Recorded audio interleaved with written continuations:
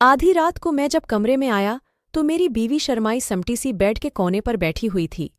वो मुझे देखकर बहुत ज्यादा घबर आ गई थी और उसने अपना सिर कुछ मजीद ही झुका लिया था। मीर अदिल भी घबरा रहा था। मेरे दिल में जज्बात बिल्कुल सर्द थे। उनमें कोई तूफान और हजान नहीं था और न ही उसे देखकर मेरी बेताबियां बढ़ रही थीं, बल्कि मेरी एहसासात उस सब चीज़ों से बिल्कुल अलग थे। मेरी जगह कोई और नौजवान होता तो उज के दिन के हवाले से उसने ना जाने कितने ही ख्वाब देख लिए होते, मगर मैं चाहकर भी अपने दिल में कोई खुशी की रमक महसूस नहीं कर पा रहा था।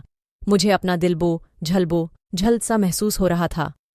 मैं ये सोचकर परेशान हो रहा था कि मैं उसका हक अदा भी कर पाऊंगा या नहीं, उसे वो प्यार दे पाऊंगा जिसकी वो मुस्तहक है।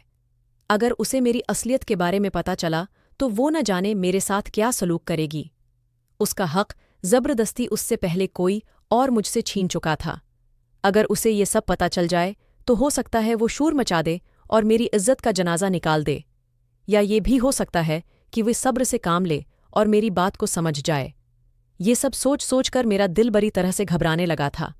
मैंने दिल ये पत्थर रख के उसका हाथ थाम लिया। उसके हाथ से बड़ी तरह से कांप रहे थे, जो कि उसके अंदर के जज्बात की इकासी कर रहे थे। अब जब मैंने गौर से उसके चेहरे की तरफ देखा तो उसके चेहरे के नुकूश बहुत ही मासूम से थे। वो शर्माई शर्माई सी मुझे अपनी अपनी लगी थी। उसका सजा सनूरा रूप भी मेरे जज्बात ने हलचल नहीं मचा सका था। आने वाले वक्त के एहसास से मैं घबर आ रहा था, समझ नहीं पा रहा था कि क्या करूं। जो वक्त बीतता जा रहा था, मेरे दिल की बेचैनी बढ़ती जा रही थी। जब मेरे लिए सांस लेना दो भर हो गया तो मैं इससे तबीयत खराबी का बहाना बनाकर कमरे से बाहर निकल आया था। इस सर्दी के मौसम में भी मेरे माथे पर पसीने के कतरे झलमला रहे थे।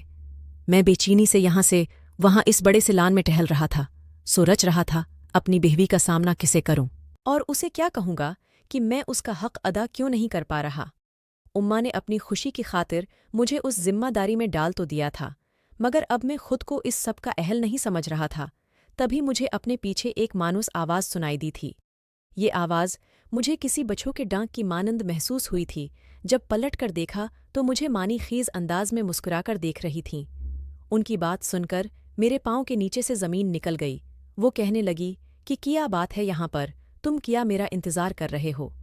आज रात तो तुम्हें कुछ और करना चाहिए, जबकि तुम तो सहन में टहल रहे हो। अपनी बात कहकर वो खुद ही जोर से हंस पड़ी, मुझे खामोश देखकर, और फिर से कहने लगी कि बीवी के।